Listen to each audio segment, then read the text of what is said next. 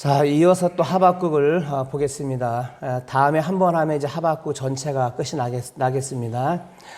지난번에 의인은 믿음으로 산다라고 말씀드렸습니다. 그래서 왜 의인은 믿음으로 살아야 하느냐? 그 답을 하나님께서 이렇게 말씀하셨죠. 묵시의 때가 꼭 임한다. 예, 종말이 온다는 얘기죠. 종말이 오기 때문에 그것을 기다리는 자로서 현실을 바르게 살 때 필요한 것이 믿음이라는 거죠. 왜? 그분을 의지하고 그분을 신뢰하고 그분을 바라보고 살아야 하기 때문에 믿음이 필요하기 때문에 꼭 의인은 믿음으로 살라라고 하나님이 답을 주셨어요. 자, 그러면서 믿음이 있다는 것은 다시 말하면 하나님이 나와 함께 하시고 긍휼과 사랑을 베풀어 주신다는 그 증거를 말씀드렸어요. 그래서 우리가 살다가 고통이나 또는 핍박 같은 걸 받을 때마다 우리는 하나님의 긍휼과 사랑의 세계를 우리가 경험하고 거기서 우리가 더 하나님을 찾게 되는 겁니다. 그 가운데 우리는 믿음 생활을 해나가고 있는 거고요. 그래서 결론은 그렇습니다. 의인은 오직 믿음으로 살아가야 합니다. 그리고 믿음이 전부고 믿음이 생명이기 때문에 종말의 때를 기다리는 우리, 다시 말하면 의인, 의인에게는 삶의 근거는 오직 믿음에 있습니다. 자, 이것이 지난번에 이제 결론 내는 부분이었습니다.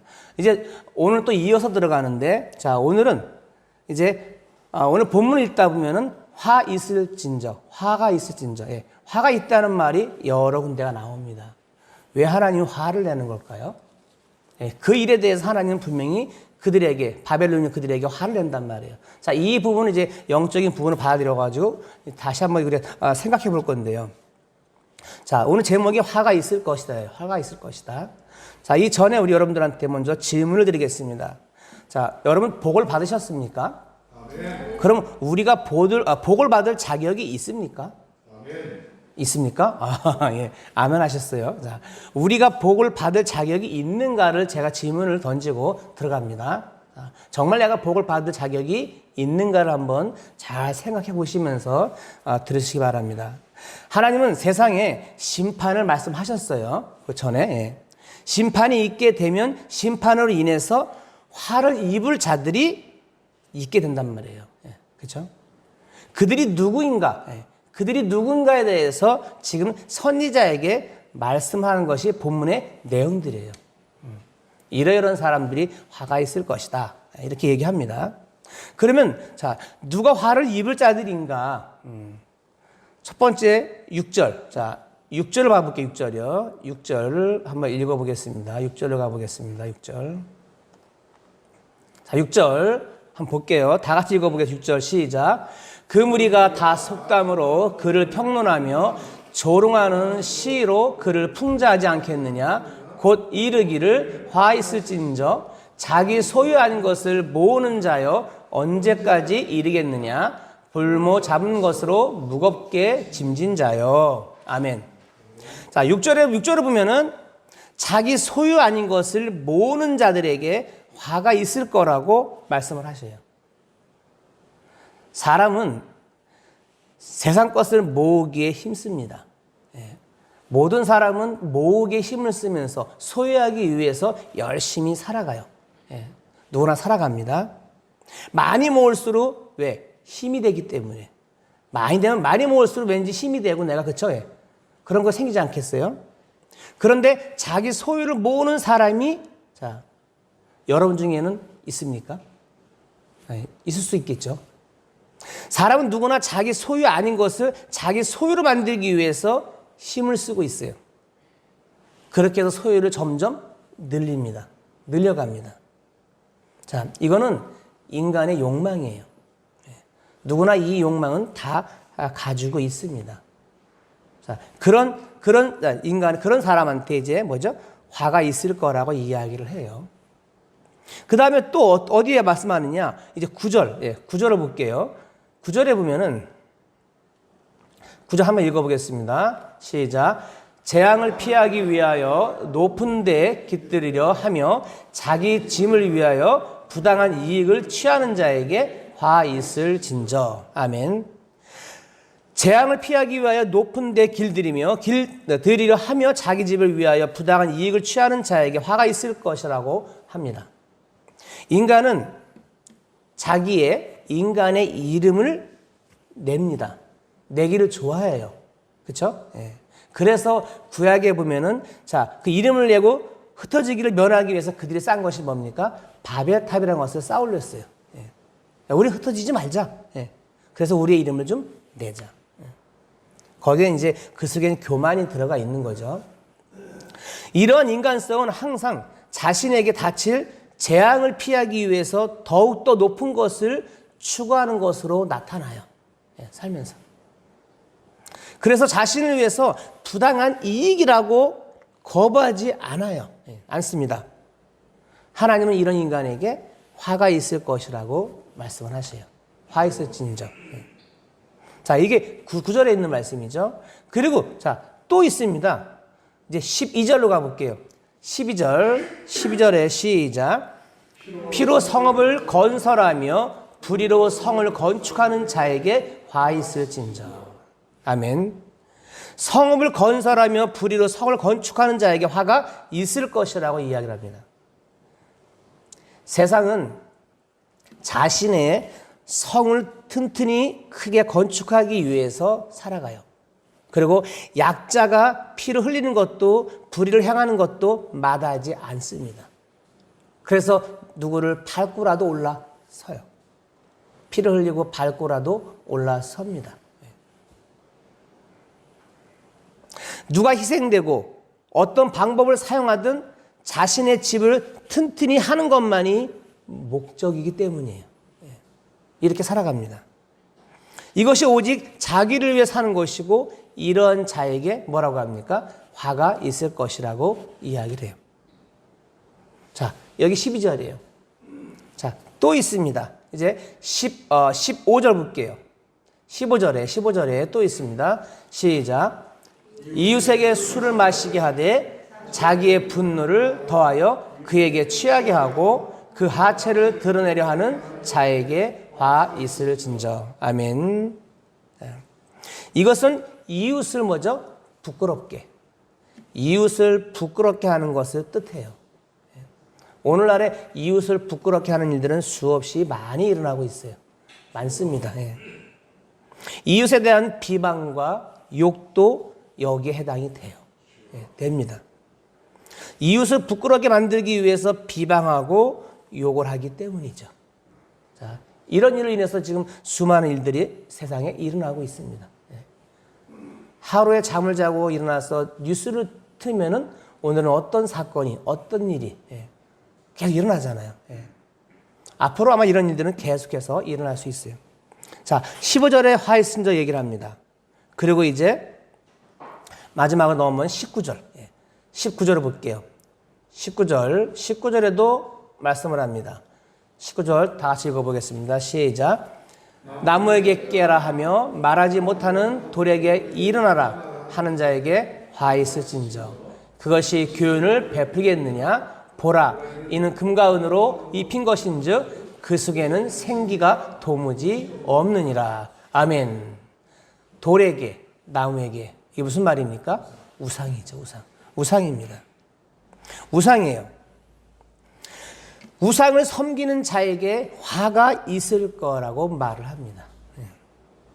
하나님이 아닌 생명이 없는 것을 힘으로 의지하고 살아가는 모든 것이 여기에 해당이 됩니다. 자, 화 있을진저라는 이 말이 지금 선지자 하박국에는 뭐죠? 매우 지금 충격으로 들려옵니다. 아니, 지금 여기 함께 앉아있는 저와 여러분에게도 크게 들려올 수 있어요. 이 말이. 왜냐하면, 자, 그 당시 유다 또한 화 있을진저 거기에 해당이 돼요. 유다가 누굽니까? 하나님의 백성이죠. 선민이란 말이에요. 근데 그들에게도 해당이 돼요, 지금. 그렇기 때문에 지금 선지자 하박국은 놀라는 거예요. 우리에게도 해당이 됩니다. 내가 하나님의 백성이라고요? 내가 하나님의 자녀라고요? 해당이 안 되겠습니까? 됩니다. 돼요. 만약 하나님께서 나에게 보세요. 제사하지 않고 제물을 바치지 않는 자는 화 있을진저라고 11조를 바치지 않고 할례를 행하지 않는 자에게 화가 있을전도라고 말을 한다 그러면은 유다는 당당하게 말할 수 있어요. 왜? 그동안 그들은 구별되게 살아왔어요. 제사 지냈고 할 거 다 하면 지냈단 말이에요. 그런데 화가 있단 말이에요. 구별됐어요. 그래서 그들은 당당할 수 있겠죠. 화 있을진저에 그들은 해당되지 않기 때문에 그렇게 만약에 하나님이 그렇게 말했다면 하지만 본문에 화 있을진저라는 말씀 앞에서는 유다와 이방인의 구별이 사라져요. 없단 말이에요. 똑같단 말이에요. 왜냐하면 유다 역시 보세요. 이스라엘 역시 화 있을진저에 해당되는 인간이기 때문이에요. 그걸 피할 수가 없는 거예요. 유다도 욕심으로 살았고 자신을 위해 살았고 자신을 든든히 세우기 위해서 약자의 피를 흘렸단 말이에요. 그렇게 왔잖아요. 흘리고 불의도 마다하지 않는 방식으로 그들이 살아왔어요. 우리 또한 그렇게 살고 있고 그렇게 살아왔습니다. 그들이 잘한 것이 있다면 다만 이거죠. 율법에 따라 제사하고 제물을 바친 거. 이건 잘했어요. 그건 인정합니다. 잘했어요. 그리고 율법대로 할례를 행하고 절기를 또 지켰어요. 매번 절기를 지켰잖아요. 하지만 하나님은 그것에 대해서 한마디도 언급하지 않아요. 그 부분에 대해서는 얘기하지 않아요. 잘했다 말 안 하세요. 어떻게 보면 그것은 당연한 건지도 모르겠죠. 하나님 저 오늘 예배 드렸어요. 하나님 말 안 하잖아요. 왜? 당연한 거기 때문에. 그럴 수 있는 거예요. 즉 유대인들이 잘하고 있다고 생각하는 것으로 심판을 피할 수 없다는 거예요. 그건 아니에요. 하나님은 그거 가지고 심판하진 않아요.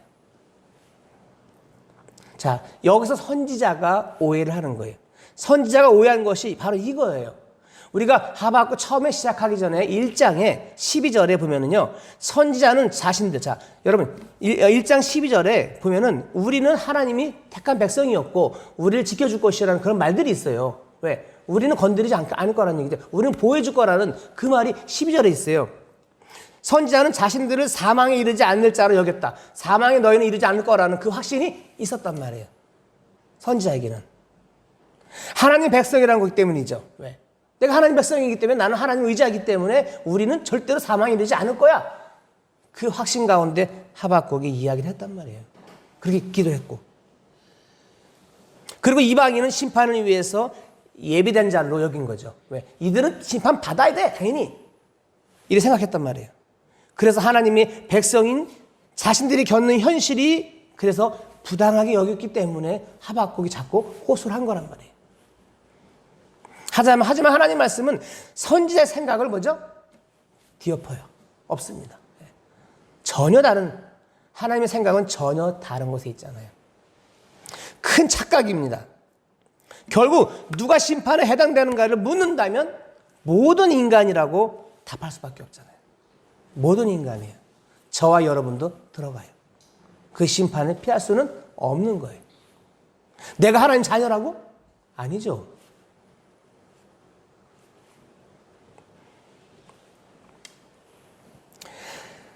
그 누구도 하나님의 심판으로부터 자유로울 사람은 없습니다. 여러분 지난번에 4절이죠. 4절에 보면은 의인은 그의 믿음으로 말미암아 살리라고 했단 말이에요. 누가 의인입니까? 분명한 것은 의인은 실천과 행함으로 결정되진 않아요. 그렇죠? 그거랑 관계없잖아요. 만약 실천과 행함을 기준으로 의인을 구분한다면 그 누구도 의인으로 불려질 사람은 없어요. 실천과 행함 얘기하면은 그 유다는요 실천 잘했어요. 왜? 제사 잘 지냈잖아요. 절기 또박또박 잘 지켰단 말이에요. 행함 잘했어요. 그걸로 의인 될 수는 없는 거죠. 그건 아니에요. 내가 착한 일 많이 했어요? 내가 선한 일 많이 했어요? 나 예배 잘 드렸어요? 그걸로는 기준이 안 되는 거죠.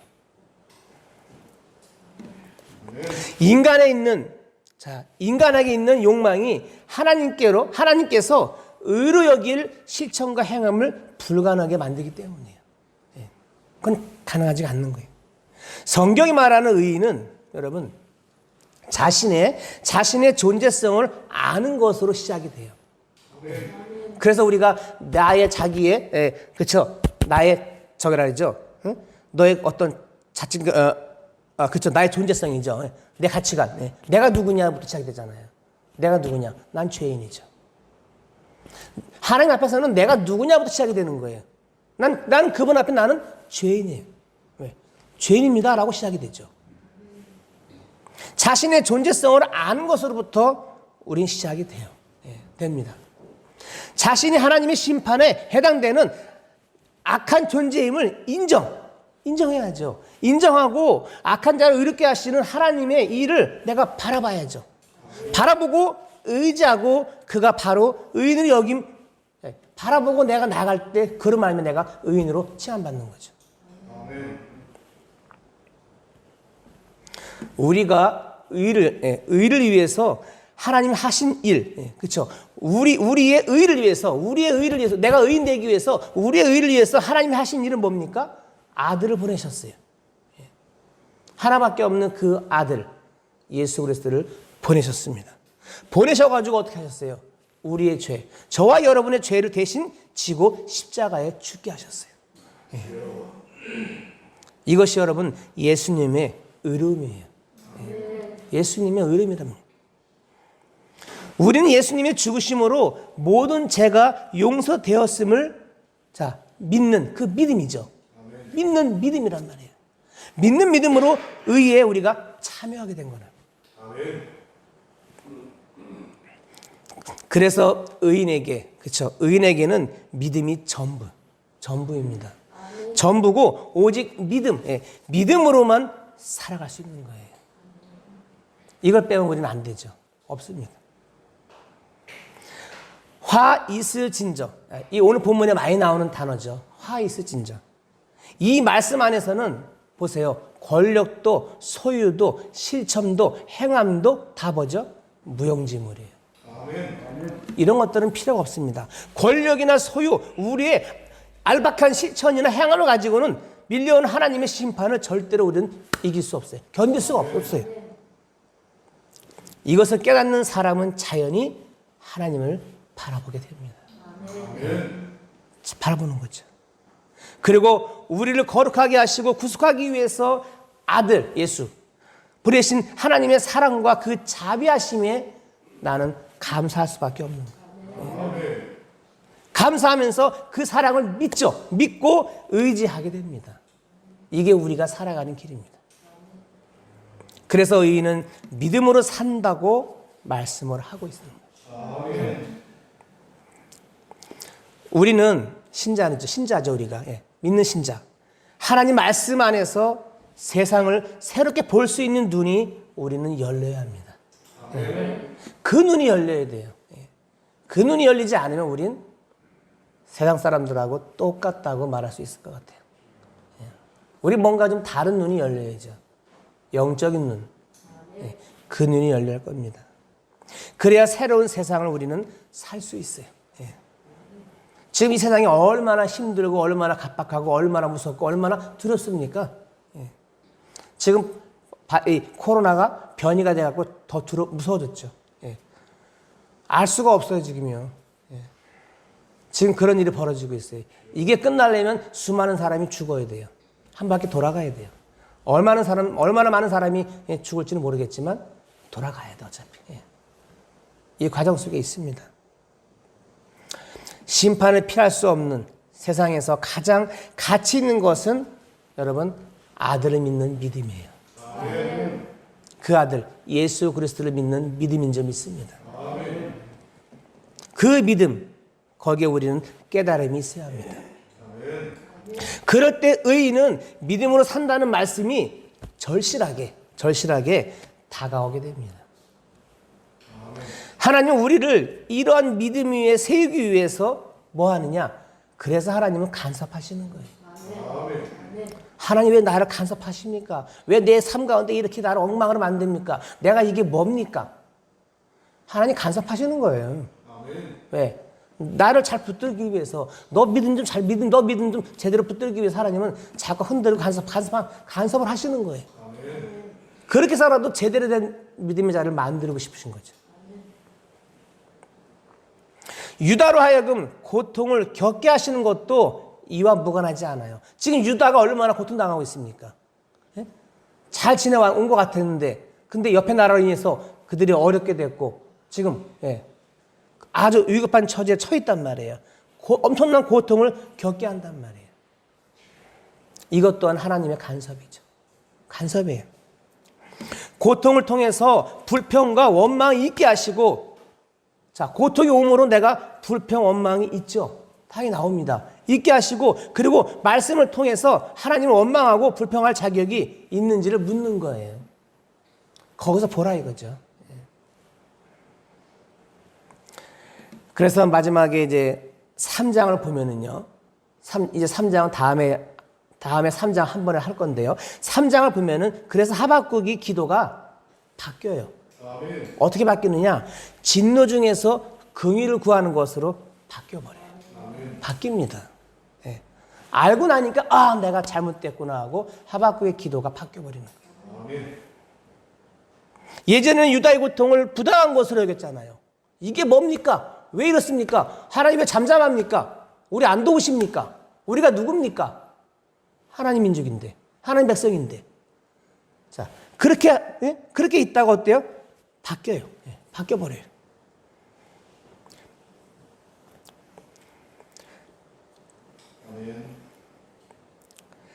자, 유다의 고통을 부당한 것으로 여겼는데, 유다 또한 하나님의 심판에 해당되는 존재임을 알아버렸어요. 우리도 피할 수 없구나. 그분의 진노, 그분의 심판 가운데 우리 유다도 피할 수가 없구나. 나도 피할 수가 없구나. 나도 거기에 포함이 되는구나. 나도 거기에 포함된 존재인다. 그걸 확인하죠. 그 진노를 당연한 것으로 받아들입니다. 진노를 받을 것을 당연히 받아들이면서 거기서 이제 긍휼을 구하게 되는 거예요. 어떻게 보면 지금 오늘날 지금 그쵸? 이 코로나 인해서 전 세계가 힘들어요. 지금 이럴 때 우리는 하나님께 긍휼을 구해야 될 점이 있습니다. 정말 우리가 긍휼을 구할 때 지금이 아닌가라는 생각을 해봐요. 이것도 어마어마한 고통과 저주죠, 사실은요. 왜? 전 세계 수많은 사람들이 지금 죽어나가고 있단 말이에요. 이건 엄청난 재앙이에요. 저주라고 할 수 있는 거예요. 많은 사람이 복을 구합니다. 제가 처음에 그랬죠. 여러분들한테 처음에 제가 질문을 줬습니다. 복을 받을 자격이 있는가라고 물었어요. 많은 사람이 복을 구하지만 무엇보다 먼저 우리가 복을 받을 자격이 있는가부터 물어야 합니다. 물어봐야 돼요. 자, 여러분 이제 어떻습니까? 여러분 복 받을 자격이 있습니까? 그렇다면 당당하게 복을 요구하십시오. 자격이 있다면 여러분 당당하게 요구하라는 얘기예요. 당당하게 요구하십시오. 복 받을 자격이 있는 자에게 복을 주지 않으신다면 그거야말로 부당한 일이겠죠. 하지만 누가 과연 복 받을 자격이 있습니까? 아무도 없습니다. 우리에게 해당되는 것은 진노밖에 없어요. 진노밖에 없습니다. 심판이 당연합니다. 자, 그런 우리를 진노에서 건지시기 위해서 예수 그리스도 그 아들을 보내셨어요. 그 아들의 희생으로 우리를 살리신 겁니다. 그 아들 때문에 우리는 살아난 거예요. 이런 우리에게, 이런 신자에게 믿음이 되는 것은 예수님의 피밖에 없어요. 그래서 우리가 그 피를 기억하고 그 예수의 피를 우리가 꼭 붙잡죠. 재물도 권력도 아니에요. 예수님의 피가 심판에 속한 우리를 건져내는 능력임을 믿을 수 있기 바랍니다. 그래서 우리는 예수님을 바라볼 수밖에 없는 거예요. 우리는 오직 그 믿음으로 살아갈 뿐입니다. 이 믿음이 여러분들 흔들리지 않기를 바랍니다. 내 환경에, 나의 어떤 환경에 나에게 뭐가 오더라도, 어려움이 오더라도 좌로나 우로나 치우치지 않는 그 믿음을 여러분이 든든히 붙잡을 수 있기를 바랍니다. 이 믿음이 바로 나에게 평안이에요. 이 예수가 나에게 평안이에요. 평안이고 또 기쁨이고 감사인 점이 있습니다. 그거야말로 무한하고 넘치는 복인 줄 믿습니다. 여러분, 복받을 자격이 있습니까? 답은 여러분들이 내리시기 바랍니다.